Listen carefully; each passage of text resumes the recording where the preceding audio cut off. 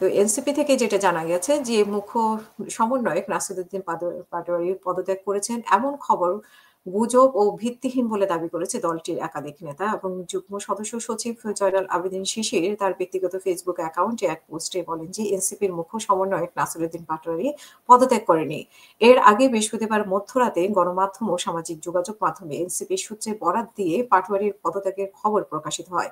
সেখানে বলা হয় প্রায় ২ সপ্তাহ আগে তিনি দলের আহ্বায়ক ও সদস্য সচিব বরাবর পদত্যাগপত্র জমা দিয়েছেন। তবে এখনো তার পদত্যাগপত্র আনুষ্ঠানিকভাবে গ্রহণ করেনি দলের হাইকমান্ড। এ বিষয়ে দলের সিনিয়র যুগ্ম মুখ্য সমন্বয়ক আব্দুল হান্নান মাসুদ রাতে ফেসবুকে এক পোস্টের মাধ্যমে লেখেন যে কনফার্ম করছি এনসিপির মুখ্য সমন্বয়ক নাসিরুদ্দিন পাটোয়ারি যে পদত্যাগের যে সংবাদ ছড়ানো হচ্ছে তা গুজব ছাড়া আর কিছুই নয়, এমন অসত্য ও ভিত্তিহীন খবরের তীব্র নিন্দা জানাচ্ছি।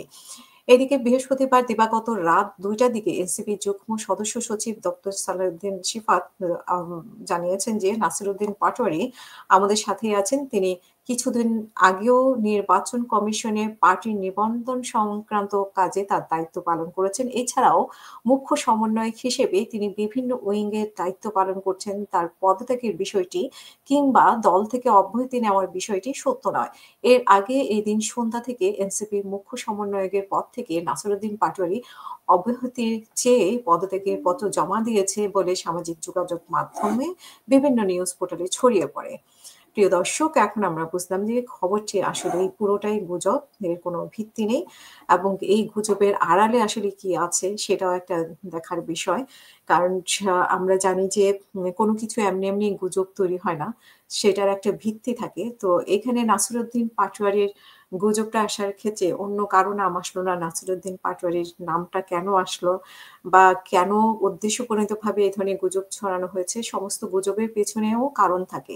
তো আমরা আসলে সেই পেছনের কারণটা জানতে চাই যে স্পেসিফিকলি গতকালকে কেনই উনার এই বিষয়ে মানে এই গুজবটা উঠেছে?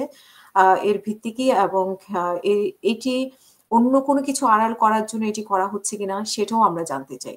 আসলে বাংলাদেশে অনেক কিছু আড়াল করার জন্য অনেক কিছু ক্রিয়েট করা হয়। সেরকম একটি ঘটনা কিনা? আবার গুজব ছড়িয়ে দেওয়া হয় উদ্দেশ্যপ্রণীতভাবে। এখন আ এটি খুবই ভয়ংকর একটি বিষয়। গুজব ছড়িয়ে সত্যকে আড়াল করা হয় এবং কোনো একটি বড় ধরনের ঘটনাকে আড়াল করা হয় মানুষের দৃষ্টিভঙ্গি পরিবর্তনের জন্য। তো সেরকম একটি বিষয় কিনা সেটাও কিন্তু আমাদের ভাবতে হবে এবং গুজব এই জিনিসটা হয়তো গুজব কিন্তু আড়ালে আসলে কি হচ্ছে সেটা আমাদের দেখতে হবে। সবাই ভালো থাকবেন। আল্লাহ হাফেজ। আসসালামু আলাইকুম।